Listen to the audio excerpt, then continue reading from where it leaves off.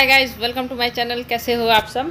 तो इस वीडियो के नीचे डिस्क्रिप्शन और कमेंट जरूर चेक कीजिएगा आप लोग। वहाँ पे मैं आपको 50 क्लोज टेस्ट के फ्री के पीडीएफ में दे रही हूँ। 50 क्लोज टेस्ट क्वेश्चंस के फ्री पीडीएफ में आपके साथ शेयर कर रही हूँ। वहाँ से आपको उस लिंक्स पे जाके लिंक पे क्लिक करोगे तो डाउनलोड का ऑप्शन आएगा, वहाँ से आप लोग डाउनलोड कर लीजिएगा और प्लीज़ प्रैक्टिस कीजिएगा, है ना। आप लोग बोलते हो ना कि दीदी चीज़ें नहीं मिल पाती हैं, पीडीएफ नहीं मिल पाती है, तो मुझे जहाँ से भी मिलती है आपके साथ मैं शेयर करती हूँ। तो क्लोज टेस्ट बहुत ही ज़्यादा इम्पोर्टेंट प्ले रोल करता है हमारी सिलेक्शन में। तो जितनी ज़्यादा आप लोग प्रैक्टिस करोगे उतनी ही ज़्यादा हमारी इंग्लिश इम्प्रूवमेंट होगी। तो आप लोग प्लीज़ इसे डाउनलोड ज़रूर कीजिएगा और इसकी प्रैक्टिस कीजिएगा। अब आज का हमारा जो एडिटोरियल है वो थोड़ा सा अलग अंदाज में होगा, इस वजह से कि मैं पहले क्या करती थी, पहले मैं पढ़ाती थी। तो अब मैं पहले आज से स्टार्ट कर रही हूँ। पहले आपको मैं बताऊँगी वो कैब, है ना। उसके बाद हम लोग एडिटोरियल अपनी स्टार्ट करेंगे। एक यहाँ पे है कॉशनरी टेल, ठीक है। क्या है कॉशनरी टेल? ये अपना क्या है, नाउन है और इसका मतलब होता है कोई ऐसी घटना जिसको वार्निंग की तरह यूज़ की गई है। टेल मतलब आपको पता ही है कि कहानी होता है, स्टोरी होती है, और कॉशनरी मतलब किसी चीज़ को चेतावनी देना, है ना। तो ऐसी स्टोरी जिसमें चेतावनी दी जा रही हो, तो इसका पूरा अगर मतलब निकाले तो इसका मतलब है स्टोरी और इवेंट यूज्ड एज वार्निंग, यानी कि ऐसी स्टोरी या फिर ऐसी कोई घटना जिसको यूज किया जाता है कैसे, वार्निंग की तरह। इसके बाद हेड मतलब होता है, अच्छा हिड है, हेड नहीं है, हिड है। हिड मतलब होता है अटेंशन देना, है ना, किसी की बातों पे ध्यान देना, pay attention to, take notice of और कंसीडर, इसको बोलते हैं अपना हिड। इसके बाद होता है सौरभ। सौरभ मतलब होता है सहारा देना। तो यहाँ पे ये अपना क्या है, फ्रेजल वर्ब है। और इसका और होता है synonyms, prop up, support, buttress, hold up. Buttress बहुत ज़्यादा आता है, ठीक है। बट्रेस जो है अपना एग्ज़ाम में बहुत ज़्यादा आता है, किसमें, अपना पैसेज में। तो इसको याद रखिएगा, बट्रेस मतलब होता है सहारा देना। क्लाइमेट एडेप्शन, ये तो पता ही है, एडेप्टिंग क्लाइमेट को अडेप्ट करना। एमिट्स मतलब के बीच में। टर्मोइल मतलब मैंने बताया था 2-3 दिन पहले, देखो ये रिपीट हो रहा है अपना वर्ड मीनिंग। मैंने एडिटोरियल कराया था 2-3 दिन पहले, उसमें टर्मोइल आया था। इसका मतलब होता है उथल पुथल। अपहीबल्स, टर्बुलेंस, ट्यूमल्ट। मैं बोलती हूँ ना हमेशा कि वर्ड्स मीनिंग आपके रिपीट होते हैं। देखो अभी 2-3 दिन पहले ये हमने पढ़ा था, इसका साइनोनिम्स भी पढ़ा था और आज फिर से ये रिपीट हो गए। इसके बाद होता है कंसोर्टियम। कंसोर्टियम मतलब होता है यूनियन, लीग, कॉरपोरेशन, यानी कि साथ में, एकता, इसको बोलते हैं कंसोर्टियम। ये अपना क्या है, नाउन है। इसके बाद होता है प्रीडिक्टेबली। प्रीडिक्टेबली मतलब होता है, प्रिडिक्ट मतलब होता है क्या, अगर आप किसी चीज़ का प्रिडिक्शन कर रहे हो, इसका मतलब होता है कि अनुमान लगाना। क्या करना, अनुमान लगाना। तो यही कह रहा है, एज एक्सपेक्टेड, एक्सपेक्टेशन लगाना। इसके बाद डायर। डायर मतलब होता है भयानक, है ना। टेरिबल, ड्रेडफुल, अपीलिंग, फ्राइटफुल, ये अपना डायर का साइनोनिम्स में है। अनवॉइडेबल। अनवॉइडेबल मतलब ऐसी चीज़ जिसे हम क्या करें, अवॉइड ना कर सकें, यानी कि मना ना कर सकें। तो इसका साइनोनिम्स क्या है, इनएस्केपेबल, इनवाइटेबल मतलब होता है अनिवार्य, है ना। श्योर टू हैपन, ऐसी घटना जो हैपन होगी ही होगी। ये सारे इसके क्या है, अनप्रिवेंटेबल, जिसको हम प्रिवेंट नहीं कर सकते हैं, जिसको हम रोक नहीं सकते हैं। प्रिवेंट मतलब होता है रोकना, और अनप्रिवेंटेबल मतलब होता है जिसको हम नहीं रोक पाए। इसके बाद इरिवर्सिबल। इरिवर्सिबल मतलब जिसको हम दोबारा से सही नहीं कर पाए, है ना। तो इसका क्या है, यूनिलैटरल, अनचेंजेबल, इनवेरिएबल, इम्यूटेबल, यानी कि ये क्या है, अपने साइनोनिम से। इसके बाद अपना आता है पॉइंट आउट। पॉइंट आउट मतलब क्या होता है, इशारा करना, यानी कि किसी चीज़ की तरफ बातें करना कि हाँ भाई ये सारी चीज़ें हैं। तो इसका क्या क्या है, इंडिकेट करना, स्पेसिफाई करना, डिटेल करना, मेंशन करना, आइडेंटिफाई करना। इसका मीनिंग क्या है, इशारा करना। लीड। लीड का तो पता ही है कि आगे बढ़ाना, उत्पन्न करना, क्रिएट करना, प्रोड्यूस करना, गिव करना, राइज करना, ये सारे अपने लीड के साइनोनिम्स हैं। एडप्ट। एडप्ट मतलब होता ही है कि अनुकूल बनाना, किसी चीज़ को ग्रहण कर लेना, अपने तरफ खींच लेना। तो इसका क्या क्या साइनोनिम्स होता है, एडजस्ट करना, एक्लिमेटाइज करना, हैबिट्यूट करना, ये सारे क्या है, अपने एडप्ट के साइनोनिम्स हैं। एल्यूड। एल्यूड मतलब होता है इशारा देना। एल्यूड मतलब इशारा करना, संकेत करना, refer to, cite, hint, imply, mention, employ करना, मेंशन करना, ये सारे क्या है अपने एल्यूड के साइनोनिम्स है। और ये बहुत ही लेटेस्ट है, ये सारे वो क्या बहुत ही लेटेस्ट है। सेट मतलब फिक्स करना, निर्धारित करना, स्टिपुलेट करना, स्पेसिफाई करना, ये सारे अपने सेट के साइनोनिम्स हैं। इसके बाद अपना क्या है एमिशन, उत्सर्जन है ना, और बाहर निकलना। इसके बाद COP26 ये तो पता ही है आपको, ये सम्मेलन होता है। इंश्योर मतलब सुनिश्चित करना, मेक श्योर करना, मेक सर्टेन करना। इसके बाद रिन्यूएबल एनर्जी, इसका कोई मीनिंग अभी नहीं है यहाँ पे। मार्क मतलब होता है पॉइंट आउट करना, लेवल करना, स्टेज करना। ब्रीच मतलब, ब्रीच बहुत ही ज़्यादा इंपॉर्टेंट वर्ड मीनिंग है। इसका मतलब होता है तोड़ना, उल्लंघन करना, ब्रेक करना, कॉन्ट्रावेन करना, वायलेट करना, इन्फ्रिंज करना। तो ब्रीच मतलब क्या होता है कि नियमों को तोड़ना, है ना। इसके बाद आगे पढ़ते हैं ह्यूमिडिटी। ह्यूमिडिटी मतलब होता है नमी, ये इसका ज़्यादा इम्पोर्टेंट नहीं है। साइट मतलब होता है हवाला देना, किसी चीज़ के बारे में बताना। Refer to, make reference to, mention करना, किसी चीज़ के बारे में बताना। एल्यूड, एल्यूड मतलब होता है इशारा करना। अभी हमने पढ़ा था ना एल्यूड, तो एल्यूड मतलब इशारा करना, यानी कि वो भी तो एक तरह का होगा ना कि भाई हम बता रहे हैं चीज़ों को, तो वो होता है अपना इसका साइनोनिम्स। लिंक, जुड़ा हुआ। प्रोडक्टिविटी, ये तो पता ही है कि प्रोडक्टिविटी मतलब क्या होता है, उत्पादक यानी कि क्रिएट करना।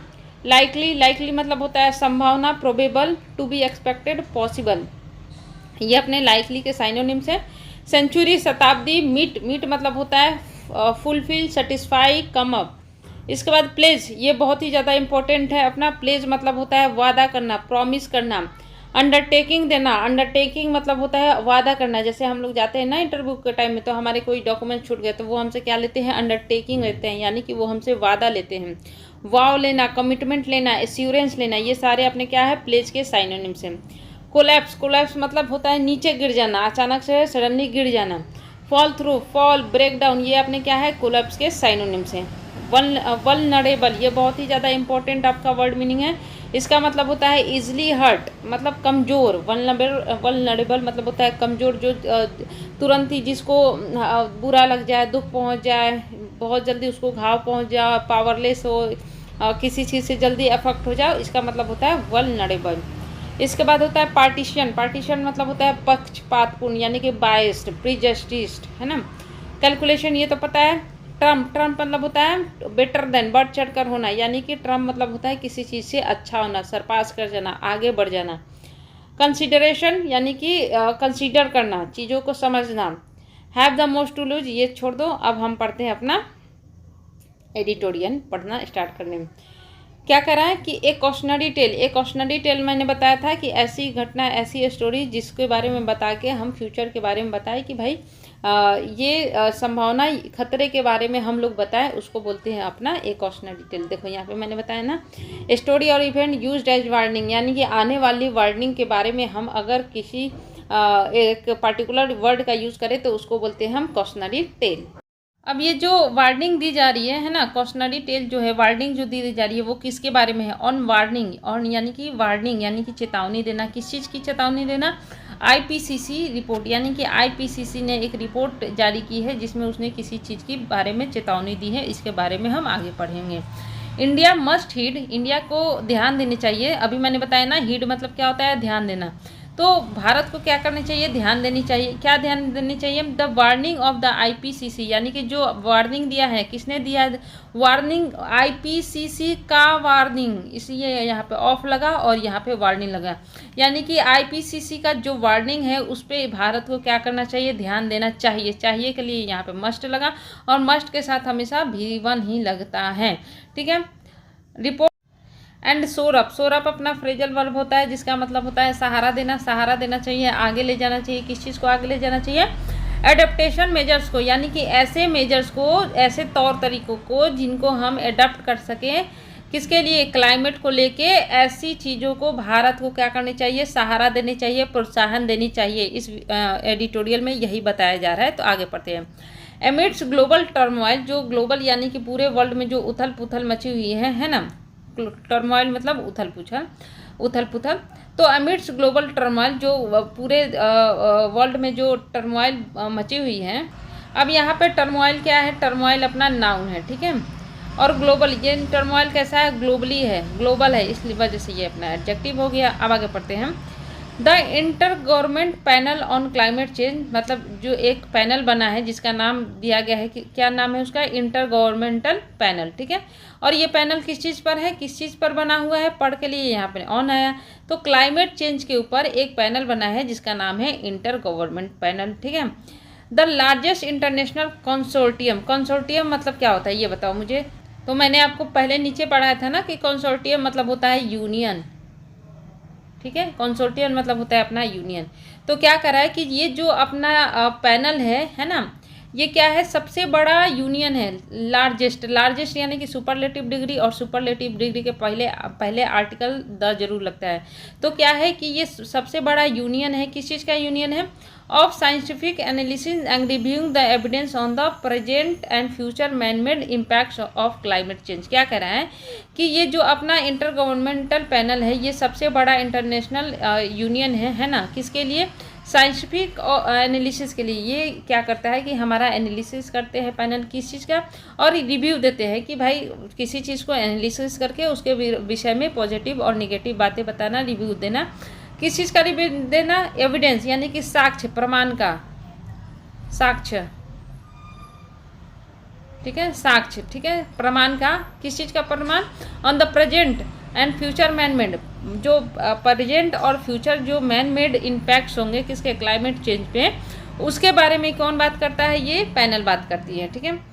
हैज़ अ मैसेज, अब हैज़ किसके लिए लगा, अभी सब्जेक्ट अपना क्या है, ये है इंटरनेशनल इंटर गवर्नमेंटल पैनल, ये अपना सब्जेक्ट है, मेन सब्जेक्ट है, ये अपना नाउन है, लेकिन इसका अभी हेल्पिंग वर्ब नहीं आया, तो ये अपना हेल्पिंग वर्ब है, ठीक है। तो क्या कह रहा है कि ये अपना पैनल है, लार्जेस्ट इंटरनेशनल पैनल है, जो हमें ये बताता है कि हमारा जो मैन मेड इम्पैक्ट्स है, यानी कि आदमी के द्वारा, जो इंसानों के द्वारा जो इम्पैक्ट है, जो प्रभाव पड़ रहे हैं क्लाइमेट चेंज के ऊपर, उसको ये क्या करते हैं, एनालिसिस करते हैं और रिव्यू करते हैं।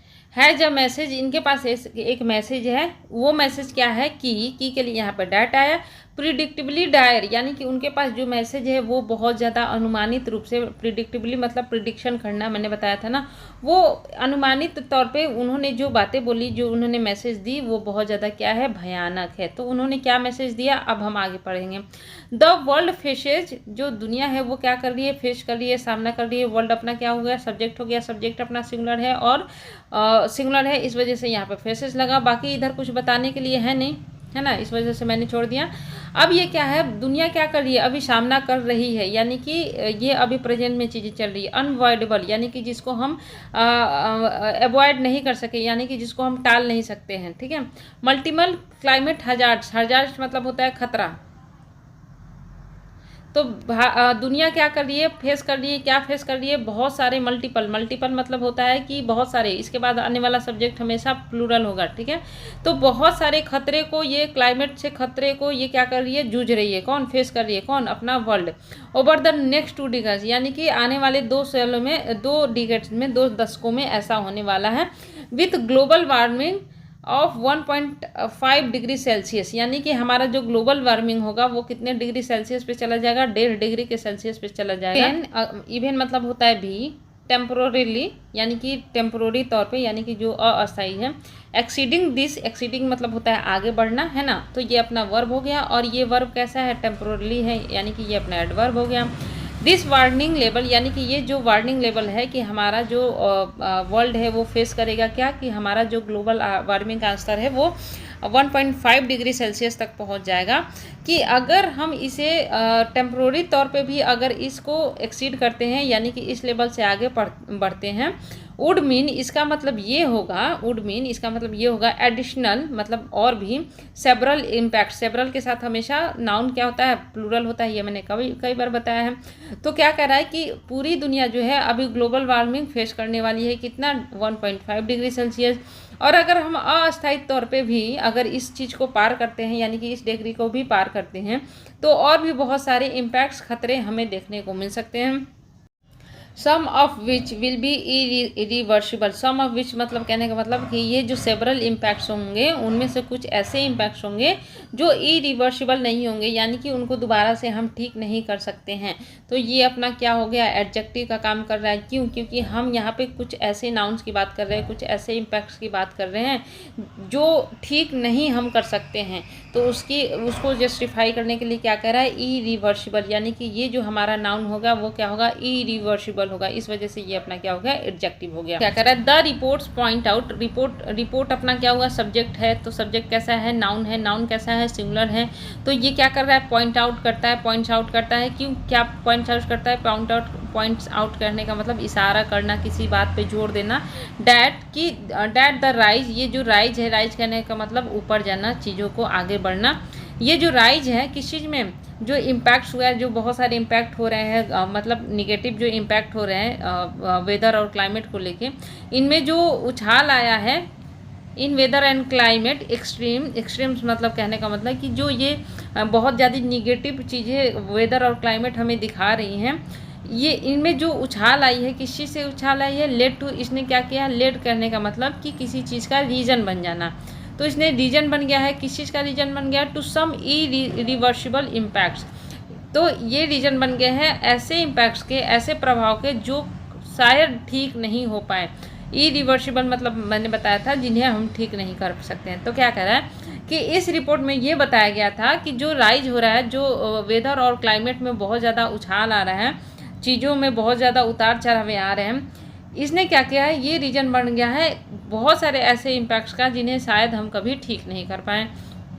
As natural and human systems are pushed beyond their ability to adopt, यानी कि इसमें बोला गया है कि जो नेचुरल है, जो नेचर है हमारा, और जो हमारा मानव सिस्टम है, इन्हें इस तरह से उनकी जो योग्यता है कि ये इतना ही इम्पैक्ट झेल सकते हैं, उस योग्यता से भी उन्हें बहुत आगे बढ़ा दिया गया है जो वो अडेप्ट नहीं कर सकते हैं। यानी कि ये जो इम्पैक्ट हो रहा है ना, निगेटिव इम्पैक्ट हो रहा है, तो मानव और नेचर के पास इतनी एबिलिटी नहीं है कि ये इन्हें क्या करें, अडेप्ट कर पाएँ, टू अडेप्ट। ठीक है, अब चीज़ों को समझते हैं। यहाँ पे रिपोर्ट अपना नाउन है, सब्जेक्ट है, ये मैंने बताया, सिंगुलर है, राइज यहाँ पे राइज क्या है, नाउन है, क्योंकि आर्टिकल द लगा है। इसके बाद हैज़ लेड टू अपना क्या है, फ्रेजल वर्ब है, ये मैंने आपको नीचे बताया था, रीजन बन जाना।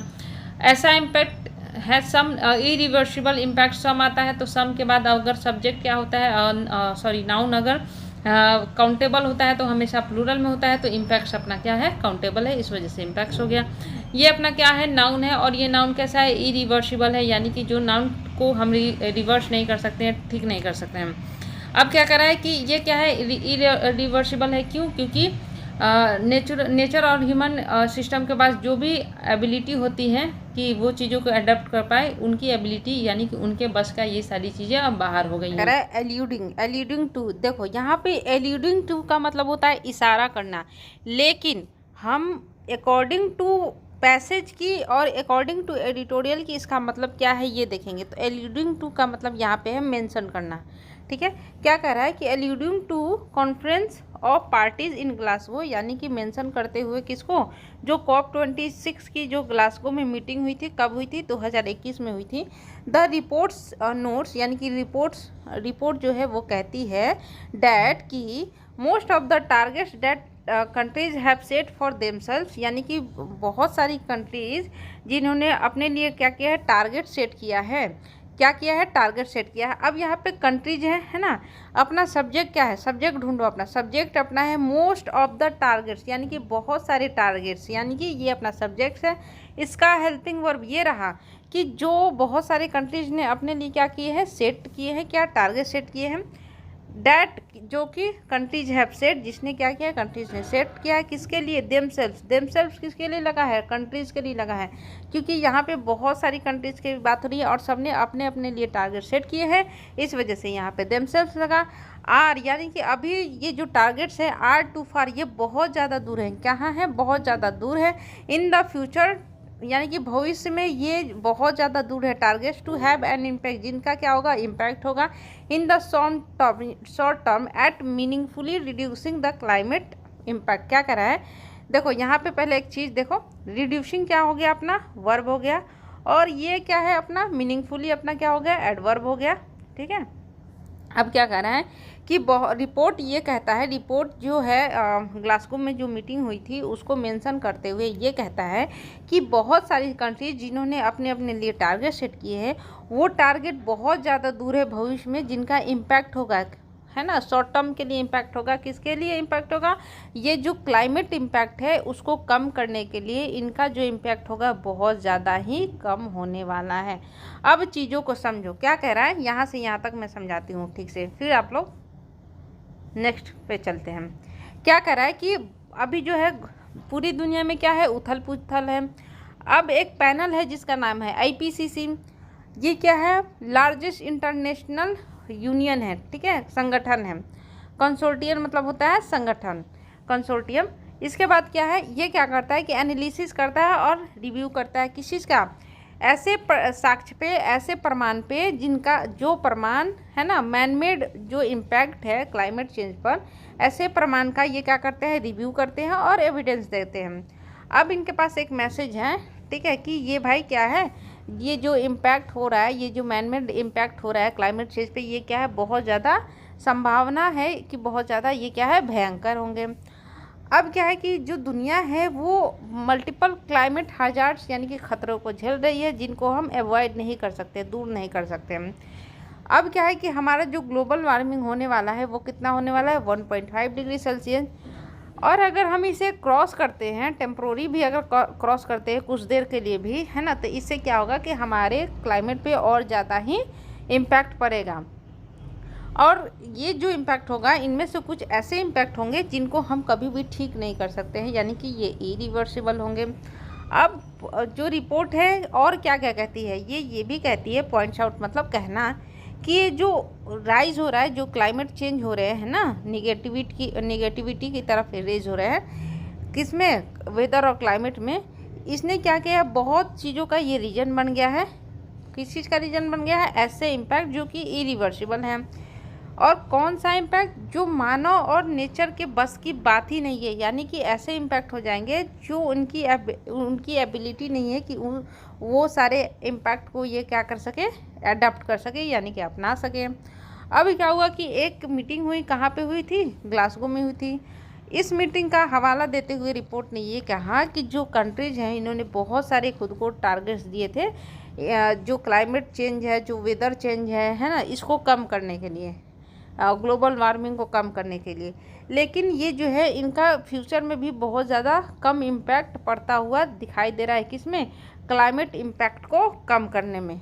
आगे पढ़ते हैं, देखो क्या कर रहे हैं, India will achieve net zero emissions latest by 2070। देखो बाई ये कब क्यों बोला, क्योंकि यहाँ पे लिखा हुआ है, जब देखो कोई टाइम पीरियड हो और उस टाइम पीरियड तक की बात हो कि हम इस टाइम पीरियड तक ये काम कर लेंगे, तो हम बोलते हैं कि बाई 2070 तक हम ये काम कर लेंगे। यानी कि तक का जब सेंस आता है तो बाई प्रीपोजिशन का यूज़ होता है। क्या कह रहा है कि भारत जो है वो अचीव कर लेगा, क्या अचीव कर लेगा, हर कंट्री अपने अपने देश के लिए एक नेट जीरो एमिशंस का टारगेट रखती है।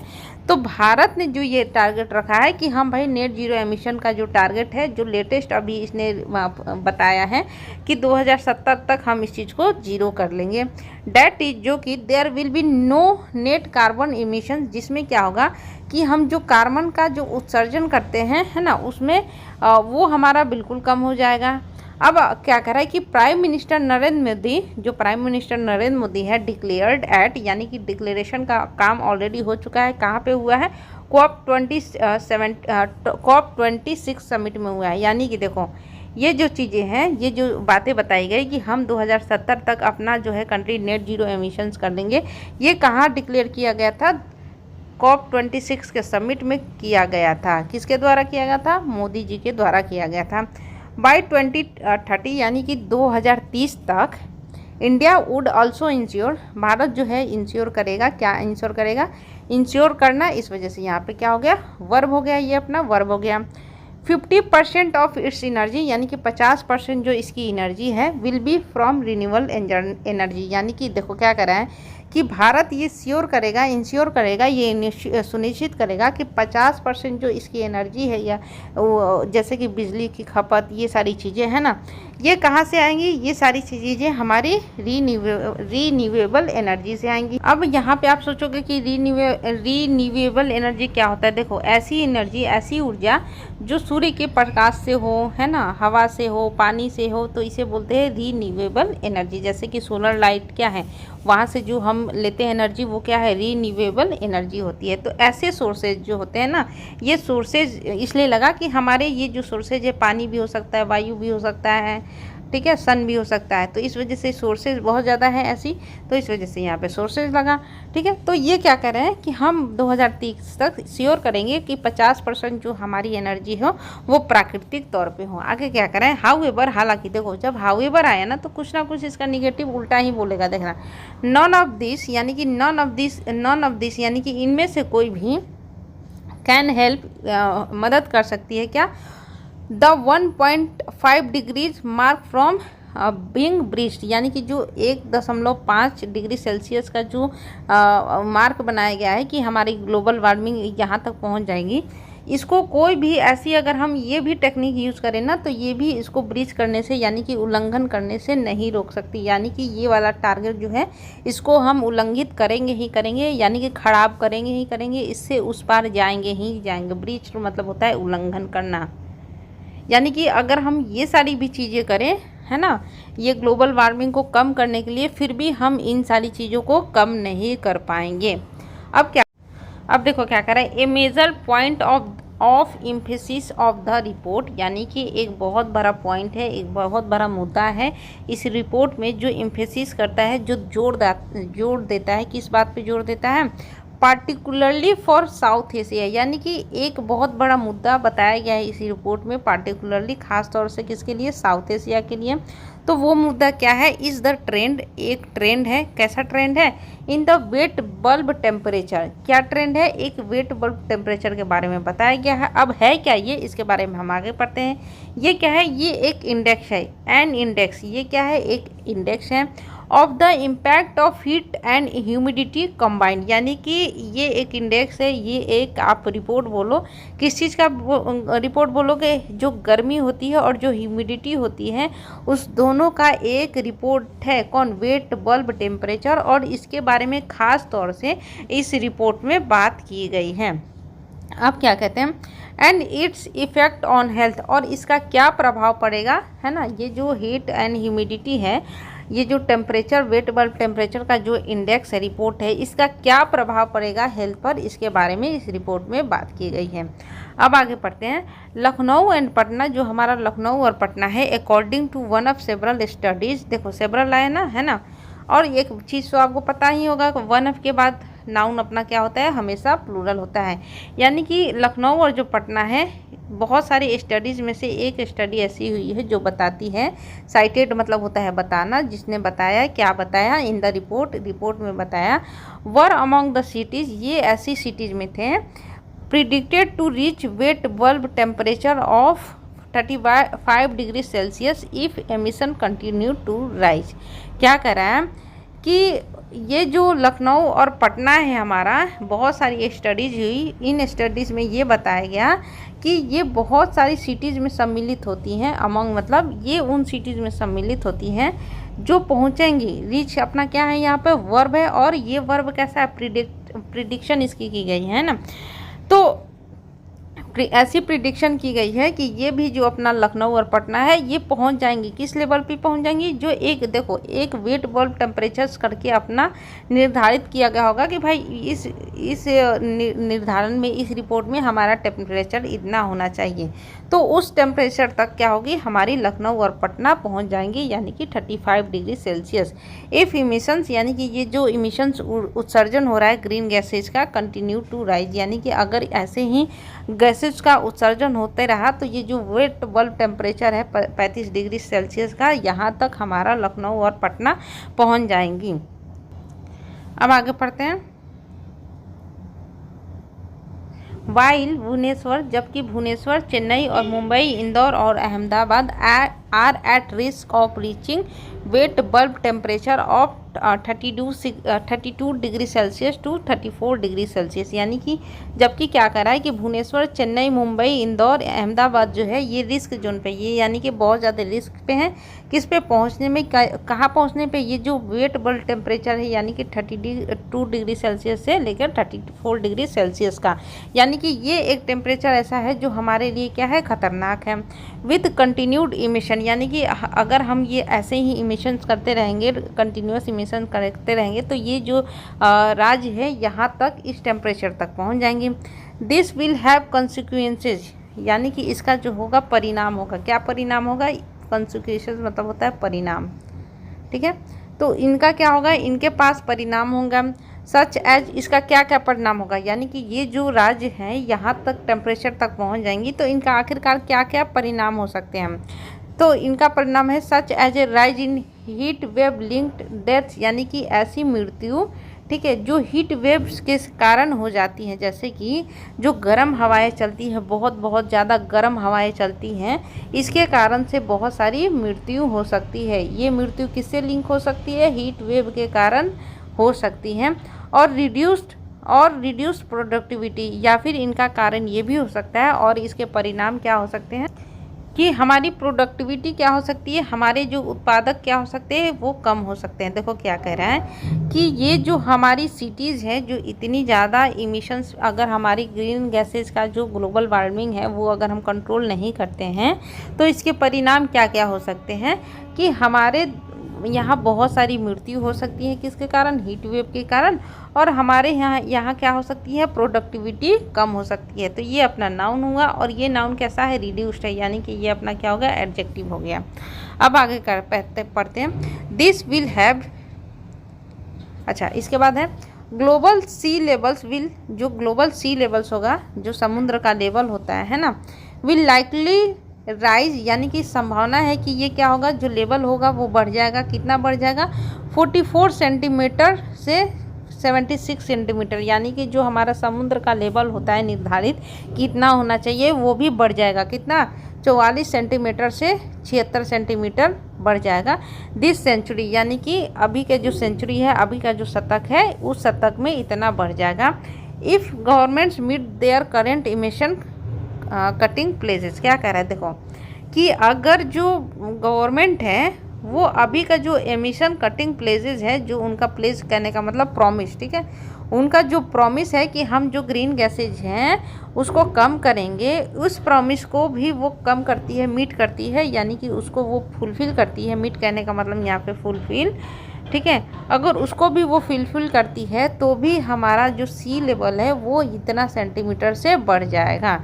ठीक है, ये सारी चीज़ें जो बताई जा रही है वो हमारा ग्लोबल वार्मिंग के बारे में बात की जा रही है। तो क्या कह रहा है? बट विद हायर इमिशंस, अगर हम क्या करते हैं, अपनी जो इमिशंस है, जो ग्रीन गैसेज का जो उत्सर्जन है और भी ज़्यादा बढ़ा देते हैं, यानी कि पहले से भी ज़्यादा कर देते हैं, इस वजह से यहाँ पे हायर लगा। एंड इफ़, और यदि आइस शीट्स, जो बर्फ़ की परतें होती है, कोलैप्स मतलब होना, यहाँ पे गल जाना, मोर क्विकली, अगर वो क्या होती है, बहुत जल्दी गल जाती है, देन एक्सपेक्टेड, जितना उनसे उम्मीद किया जाता है उससे बहुत जल्दी वो गल जाती हैं। Sea levels could rise as much as 2 metres this century.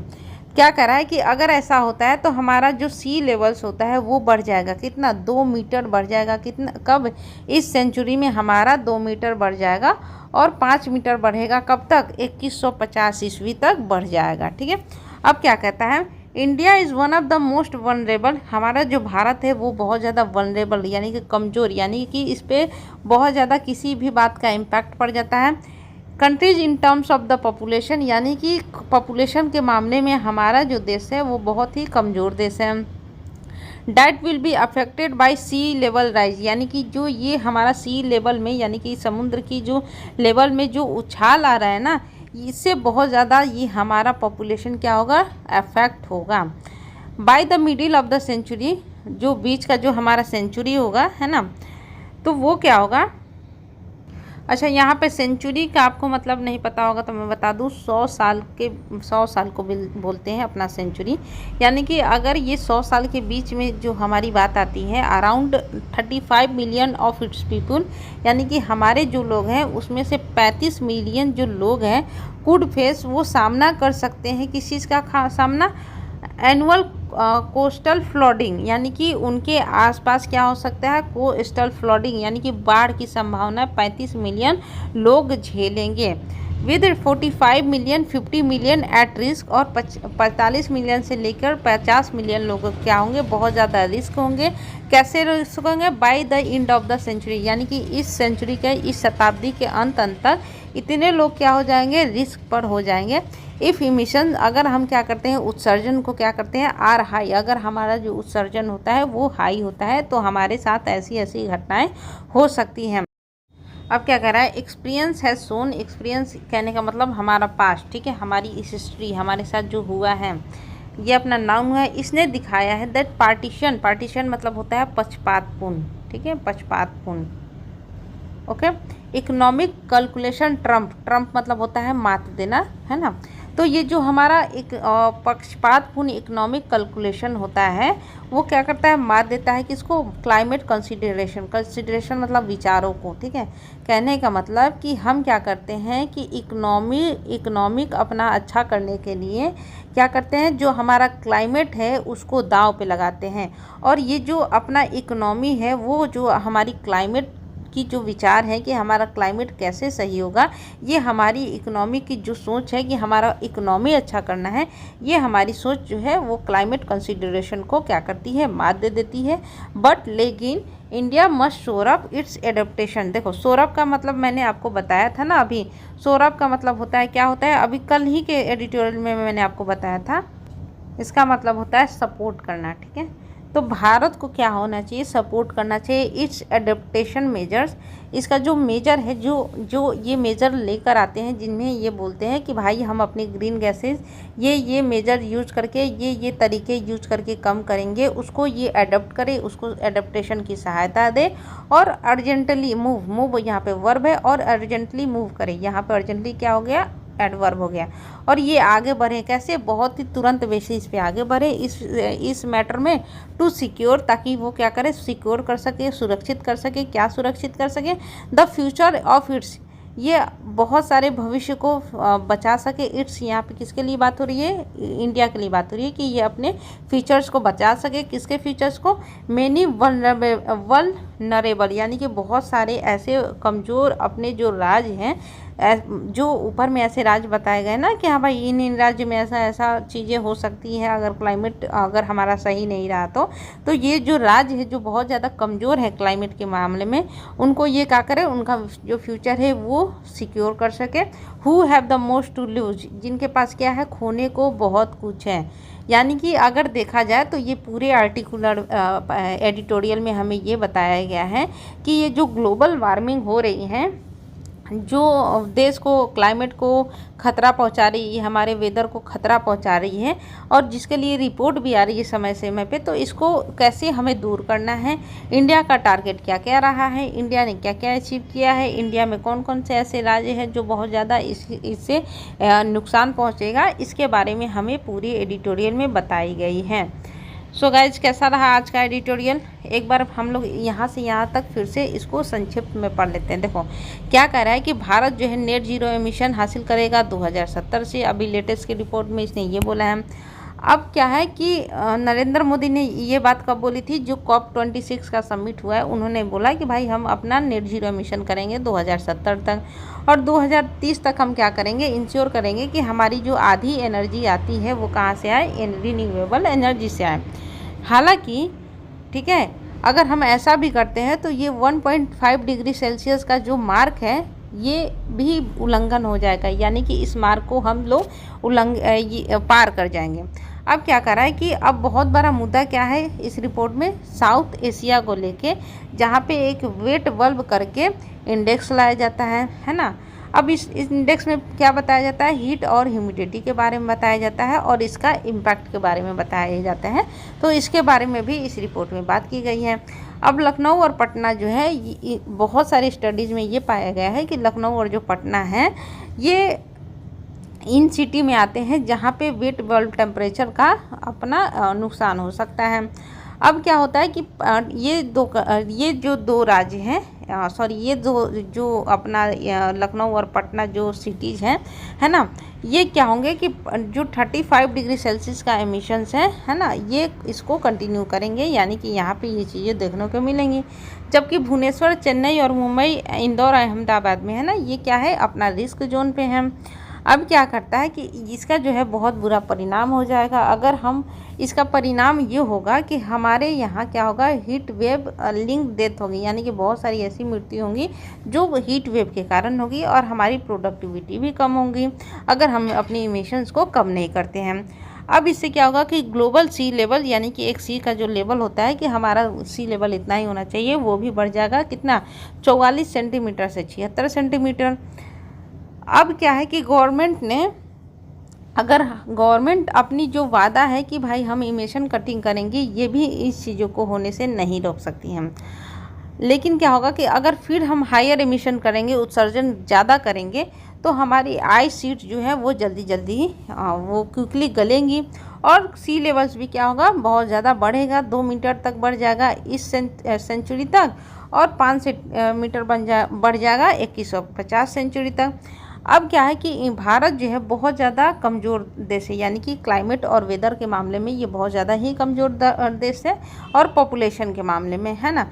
अब क्या है कि इसका पॉपुलेशन जो होगा बहुत ज़्यादा अफेक्ट होगा, किससे, सी लेवल राइज से। अगर सी का लेवल बढ़ता है तो हमारी जो देश की पॉपुलेशन है वो बहुत ज़्यादा नुकसान में आएगी। अब जो मिडिल ऑफ द सेंचुरी होंगी, 35 मिलियन लोग ऐसे होंगे जो एनुअल वहाँ पे बहुत ज़्यादा क्या होगी, पूरे साल मतलब हर साल क्या होगी, फ्लड आएगी, बाढ़ आएगी। अब 45 मिलियन से 50 मिलियन ऐसे लोग होंगे जो बहुत ज़्यादा रिस्क में होंगे, है ना। अब क्या है कि मतलब हमारा जो एक्सपीरियंस कहता है कि हमारा जो इकोनॉमिक कैलकुलेशन होता है ना, वो क्लाइमेट के कैलकुलेशन से भारी पड़ जाता है। और क्या होता है कि जो भारत है, अब इसको क्या करना चाहिए, इसको ऐसे मेजर लाने चाहिए, ऐसे तरीके लाने चाहिए जो तरीके ये अडॉप्ट कर सके। यानी कि खाली बोले नहीं कि भाई हम ये तो करेंगे, नहीं, खाली बोलने से नहीं होगा, आपको तौर तरीके भी ऐसे लाने होंगे जो आप उसको अडॉप्ट कर सकें और उससे अर्जेंटली इस मेजर पे काम करने चाहिए, ताकि वैसे राज्य जो जहाँ पे, वैसे सिटी जहाँ पे खतरा ज़्यादा है, जिनके पास खोने को बहुत चीज़ें हैं, उनको सहायता मिल सके भारत के इन सारी मेजर्स से। सो गाइस, कैसा लगा आज का आपको एडिटोरियल, प्लीज़ मुझे कमेंट करके ज़रूर बताइएगा और आप लोग पूरा देखते हो या नहीं देखते हो ये भी मुझे ज़रूर बताइएगा। All the best guys.